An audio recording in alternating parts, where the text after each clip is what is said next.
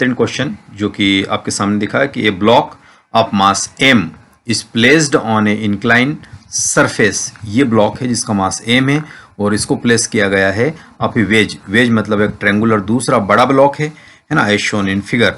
Calculate the acceleration of wedge, यानी इसका acceleration भी निकालना है और एंड द ब्लॉक। तो ब्लॉक मान लो कि इस इंक्लाइन प्लेन पे फिसलेगा तो लेट से वो इधर कहीं जाएगा, तो इसका A1 बोला तो ये इधर फिसलेगा तो ये कुछ ना कुछ एक नॉर्मल रिएक्शन लगाएगा।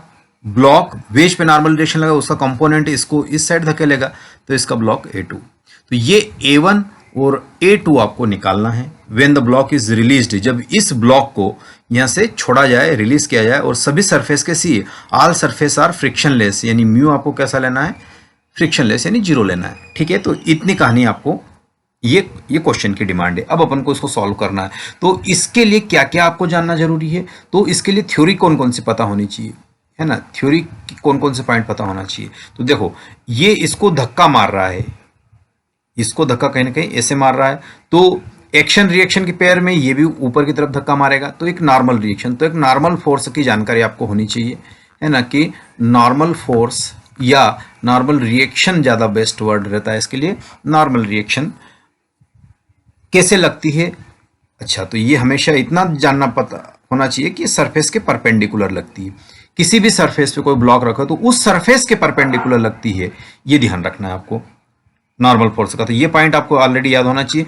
दूसरा पॉइंट इससे रिलेटेड आता है कि जब भी ऐसे क्वेश्चंस मिले तो ये वाला ब्लॉक इधर जाएगा और ये इस पे फिसलेगा, है ना, ये वाला ब्लॉक इधर जाएगा तो इस पे क्या लगेगा, ये वेज, यानी ये इसका फ्रेम हुआ ना, इस पे ये बैठा है तो ये इसके लिए क्या हो, फ्रेम हो। फ्रेम ही जब मूव कर रही तो एक सूडो लगता है, सूडो फोर्स। तो आपको यहाँ पे सूडो फोर्स की भी जानकारी होनी चाहिए, सूडो फोर्स का डायरेक्शन और उसका मैग्नीट्यूड ये भी आपको पता होना चाहिए। और तीसरा जो इंपॉर्टेंट लाइन इसका है कि सूडो फोर्स और नॉर्मल फोर्स और तीसरा force F equal to M में पता होना चाहिए। ये न्यूटन्स के सेकंड लॉ से आता है। जब M कांस्टेंट रहता है तब M कांस्टेंट रहता है तब ये एक इक्वेशन बनती है। इन तीन इक्वेशंस की थ्योरी अगर पता है तो आप ऐसे क्वेश्चंस को डील कर लें। दूसरी बात, ये वाला क्वेश्चन जेई में आया हुआ है प्रीवियस ईयर का, जेई का PYQ है ना, जेई का PYQ है, और वहां पर वैल्यू, ब्लॉक की वैल्यू 8 kg दे रखी थी और वेज की वैल्यू यानी कैपिटल M की वैल्यू आपको दे रखी थी 16 kg, और इसका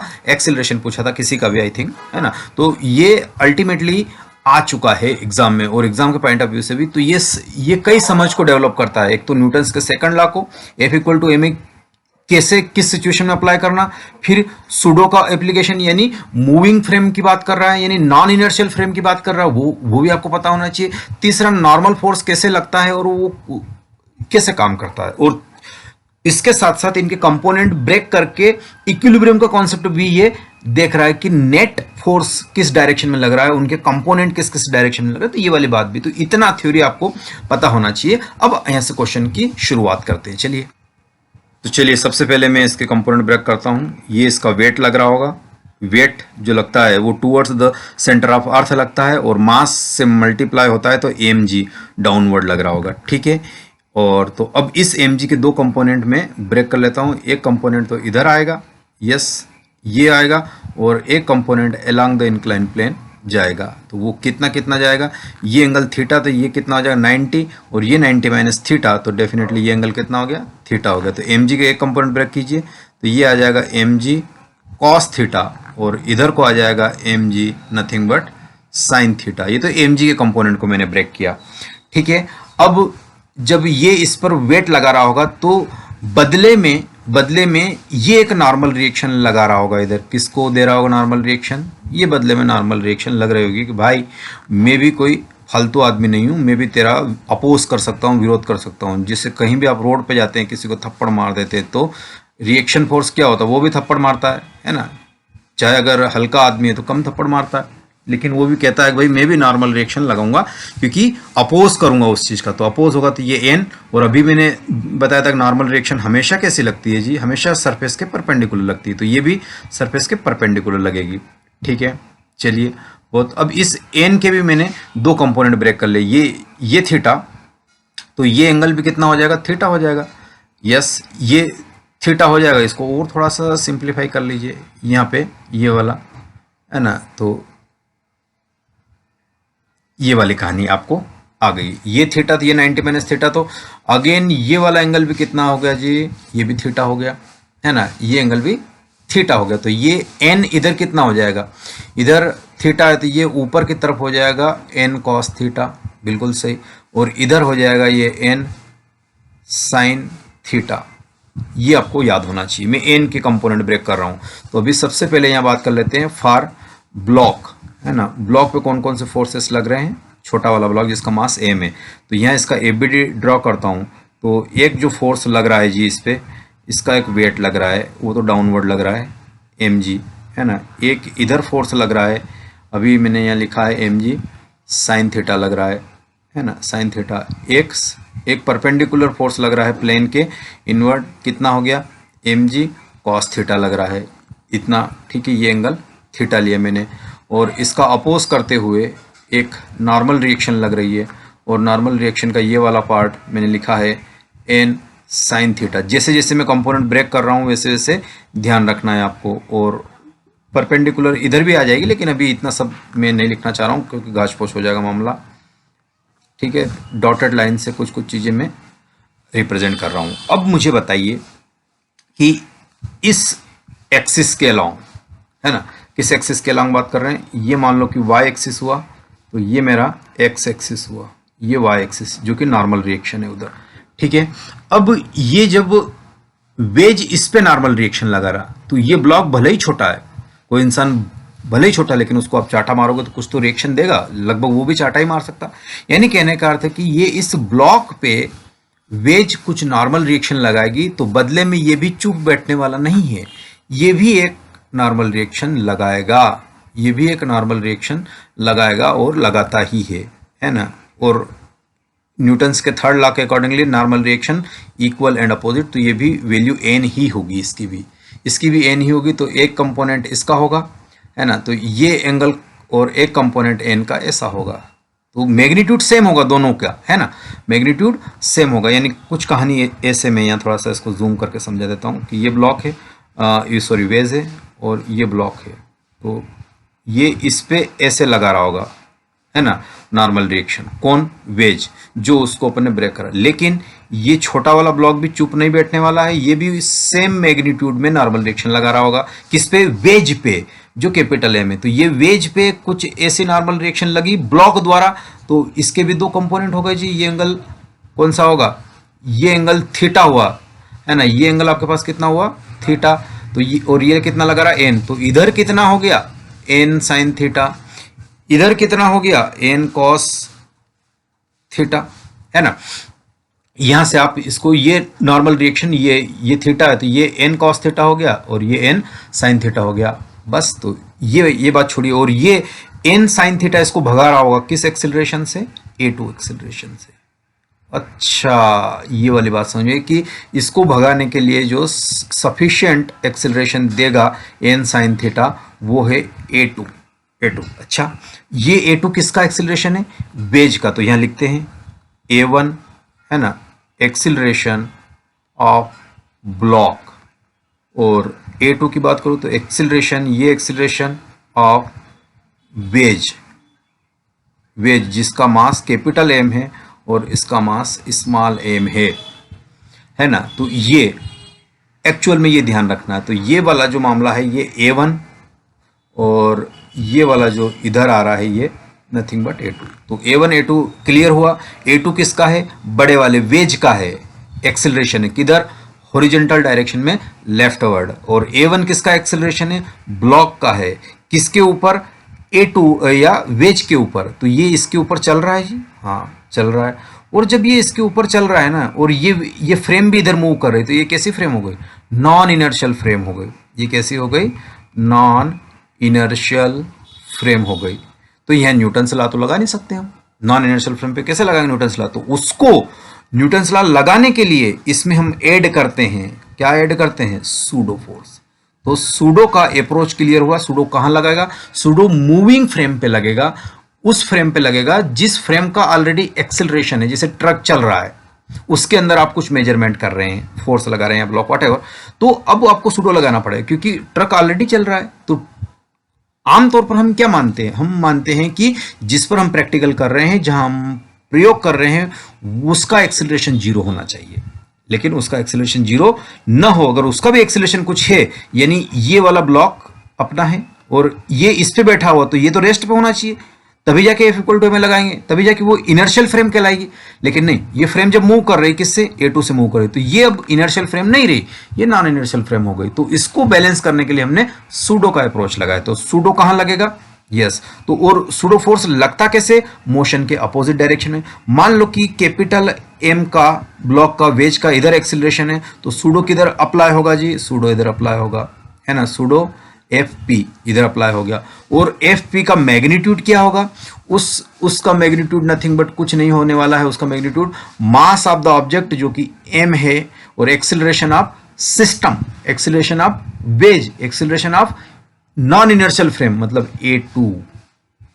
ये वाली लाइन क्लियर हुई। तो ये सूडो जो लग रहा है, सूडो जो लग रहा है MA2 M1 पर ही लग रहा है, मास ऑफ M1 या M1 नहीं, छोटा m मतलब कहने का अर्थ, और इंटू A2, A2 किसका एक्सेलरेशन, इस छोटे m का नहीं है, इसका तो A1 है, इसका एक्सेलरेशन तो अभी अपन कंसिडर किया A1 है इसका एक्सेलरेशन तो, बट इसका एक्सेलरेशन जी, इसका एक्सेलरेशन जो हम बोल रहे हैं वो एक्सेलरेशन ब्लॉक का है, सॉरी वेज का है, वो इससे मल्टीप्लाई होगा।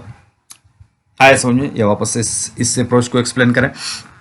तो ये आ रहा, तो MA2 का इधर कंपोनेंट कितना हो जाएगा जी बताइए, MA2 और ये एंगल भी कितना होता है, थीटा, तो MA2 cos थीटा बन गया आपके पास, MA2 cos थीटा। तो यहाँ से इसकी कंस्टेंट इक्वेशन में लिखने की कोशिश करता हूँ।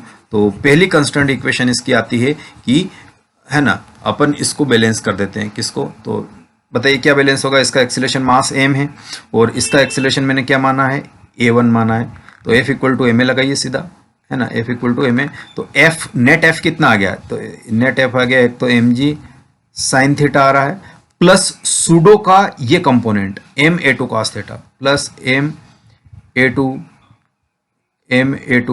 cos थीटा इक्वल टू क्या, छोटा m इंटू A1। ये पहली इक्वेशन, ये इक्वेशन अगर समझ में फ्रेम करना आ गई तो आप इजीली निकाल लेंगे।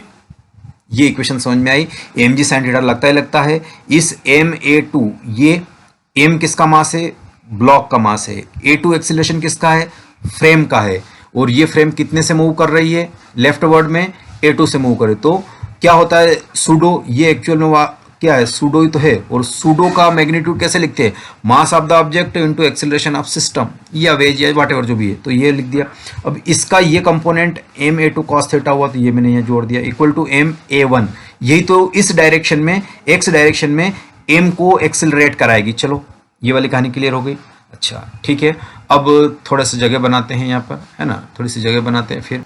चलिए, और दूसरा वाला चीज आ रहे हैं नॉर्मल रिएक्शन, यानी एलॉन्ग y एक्सिस की मैं बात कर लेता हूँ, एलॉन्ग y एक्सिस, ऐसा माना ना y एक्सिस, अपन ने y एक्सिस ऐसा माना और x ऐसा माना, तो ये जो आ रहा था ये x एक्सिस के एलॉन्ग आया है, एक्सिस को मैंने रोटेट कर दिया है, ये वाला x है, ये वाला y एक्सिस में ये नॉर्मल दे रखा है एक तो आपको, तो नॉर्मल लिख दिया मैंने, नॉर्मल प्लस ये वाला जो आ रहा है इधर फोर्स के क्या आ रहा था, MA2 आ रहा था, MA2 का ये वाला कंपोनेंट साइन हो जाएगा, तो MA2 साइन थीटा, सूडो का वो कंपोनेंट जो अलोंग द नॉर्मल रिएक्शन है, ये किससे बैलेंस हो रहा है जी, ये हो रहा है mg cos थीटा से, और तो कुछ है नहीं इसके अलावा, है ना, ये जो बैलेंस हो रहा है mg cos थीटा से। तो एक ये वाली इक्वेशन भी आपको डब्बे में बंद करके रखनी है। ये दो इक्वेशन आ चुकी है, और एक तीसरी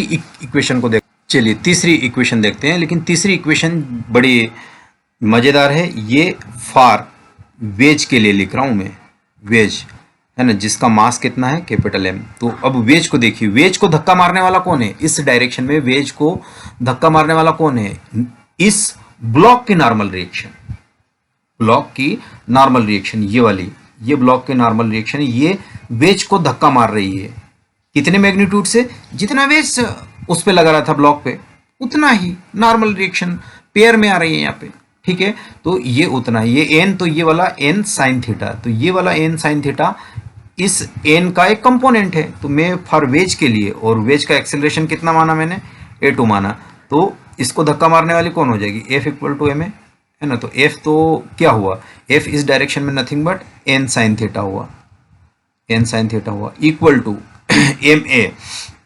एम किसका लोगे, एम कैपिटल एम वेज का लेना है अब, m इंटू a2। तो ये भी डब्बे में बंद कर लिया मैंने। तो मेरे पास कितनी इक्वेशन आ गई, ये a1 a2 की कैलकुलेट करना है, तो यहाँ से नॉर्मल रिएक्शन को एलिमिनेट कर देंगे, फिर 2 इक्वेशंस आ जाएगी। तो इन 3 इक्वेशन को सॉल्व करेंगे हम, क्या करेंगे, 3 इक्वेशन को सॉल्व करेंगे। चलिए शुरू करते हैं। चलिए ये तो पार्ट ऑफ कैलकुलेशन है। तो n की वैल्यू यहाँ से निकालता हूँ मैं। n की वैल्यू क्या आ जाएगी, यहाँ पे आ जाएगी mg cos थीटा, और ये उधर ले जाओ माइनस ma2 साइन थीटा। ये खाली n की वैल्यू यहाँ से मैंने निकाली, ठीक है, इंटू साइन थीटा बाहर है तो साइन थीटा ही रहने दिया, equal to capital M a2, ये कैपिटल M ध्यान रखिए। अब इसको ब्रैकेट ओपन कर दीजिए, तो mg cos theta sine theta minus ma2 sine square theta equal to capital M a2। तो यहाँ से मैं आपके सामने निकाल रहा हूँ कि a2 को एक साइड ले लीजिए, तो यहाँ क्या बच गया, mg sine theta into cos theta equal to capital M a2 plus ये उठ के गया ma2 साइन स्क्वायर थीटा। तो यहाँ से a2 कॉमन ले लेंगे, और a2 कॉमन लेके यहाँ पे लिखेंगे, क्या आ जाएगा, ऊपर mg sine theta cos theta upon में कैपिटल M प्लस a2 बाहर आ गया, small m sine square theta. ये डब्बे में बंद करेंगे आप। तो ये a2 की वैल्यू पूछी जाती है, a2 की वैल्यू पूछी जाती है। और जब a2 क्लियर हो गया आपके पास, तो a2 जब आ गया तो डेफिनेटली a1 भी आ जाएगा।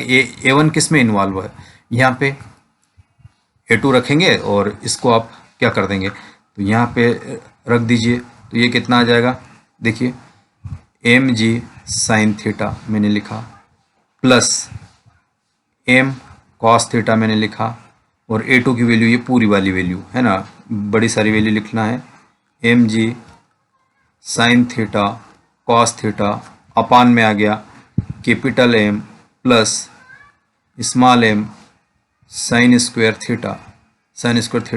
ये a2 का आया, m कॉस थीटा बाहर आया, और ये a2 का वैल्यू पूरा प्लस के दिया, इक्वल टू कितना आ गया, m a1। चलो अब यहाँ से थोड़ा सा ध्यान में रखने की बात, आपको क्या बात ध्यान में रखनी कि a1 अल्टीमेटली निकालना है। यस सर, a1 अल्टीमेटली निकालना है। तो और m सब में से आप रिमूव कर सकते हो। कैपिटल M सिर्फ कहाँ आया है, अपान में आया, बाकी सब में m। तो ये m, एक ये m और एक ये m कैंसिल हो गया। और यहाँ से मैं इसको थोड़ा सिंप्लीफाई कर देता हूँ, है ना, क्या आ जाएगा, क्रॉस मल्टीप्लाई कर दो, तो ये आ गया कैपिटल M और ये small g into sine theta, LCM ले रहा हूँ मैं इसका, इससे मल्टीप्लाई होगा, plus small m g sign square theta, और साइन थीटा क्या हो जाएगा, बोलो जल्दी से, साइन क्यूब थीटा, ठीक है, प्लस ये वाली कहानी क्या बन जाएगी, इधर mg एक साइन, तो साइन थीटा आ गया, इंटू ये क्या है, cos into cos square theta upon में क्या आ जाएगा, है ना, थोड़ा सा मैं इधर जगह बना देता हूँ, है ना, थोड़ी सी जगह इसको देखिए। तो यस, यहाँ पे कहाँ गया मेरा, यस, तो ये आपके पास आ जाएगा इतना, नथिंग बट, तो यहाँ पर अब ये value capital M plus small m sine square theta equal to ये वाला छोटका m a1 बच गया। अब बताओ, ये तो कैपिटल M था ऊपर, yes, capital mg sine theta plus यहाँ से mg दोनों को मुझे क्या ले लेना है, बाहर ले लेना है ना, mg रहेगा ही रहेगा, तो ये आ गया mg, और क्या ले लेते हैं, साइन थीटा का अंदर ले लेते हैं, तो अंदर क्या बचा, साइन क्यूब थीटा था, mg बाहर आ गया, एक साइन थीटा तो अंदर आ गया, साइन स्क्वायर थीटा। यहाँ से एम जी भी बाहर आ गया, एक साइन थीटा बाहर गया, अंदर क्या बचा, कॉस स्क्वायर थीटा। तो ये आ गया कॉस स्क्वायर थीटा। अपान में क्या करने वाले, कैपिटल एम, यस, और small M sine square theta equal to कितना हो गया, A1 आ गया। और ये पूरी क्वांटिटी किसको जाती है, 1 को जाती है। तो अब ये 1 हो गया, तो और यहाँ से ये सारी चीज़ें आ रही, तो मैं यहाँ इसको लिखता हूँ।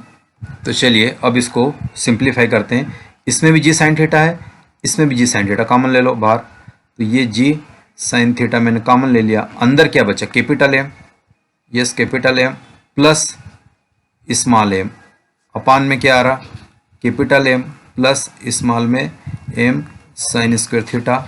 ये A1 की वैल्यू आ गई। तो देखिए मोटे मोटे तौर पर ये A1 की वैल्यू, ये A2 की वैल्यू आपके सामने आ चुकी है। तो ये स्मॉल, ये A2 का वैल्यू है जो वेज का एक्सेलरेशन है, ठीक है, ये वेज का एक्सेलरेशन है, और ये ब्लॉक का एक्सेलरेशन A1 है, और ये A2। तो A1 और A2 आपके सामने, ये इस टाइप की कंडीशन थी ना इस टाइम के। तो ये ब्लॉक इधर जा रहा था A1 से ब्लॉक, और ये वेज इधर जा रहा था A2 से। तो A1 और A2 एंगल थीटा और मास और इसका कैपिटल है, तो ये इधर और ये इधर। तो इस टाइप से आप इस चीज़ को कर सकते हो। और ये वही वाला जो जेई मेन का मैंने डिस्कस किया, एम वहाँ पे 8 kg दिया था और कैपिटल एम वहाँ पे 16 kg दिया था, और एंगल आई थिंक ध्यान नहीं आ रहा मुझे, बट जो भी हो, आप तो जब भी PYQ लगाएंगे तो उसमें ये वाला क्वेश्चन जरूर आएगा। ठीक है, तो मिलते हैं अगले वीडियो।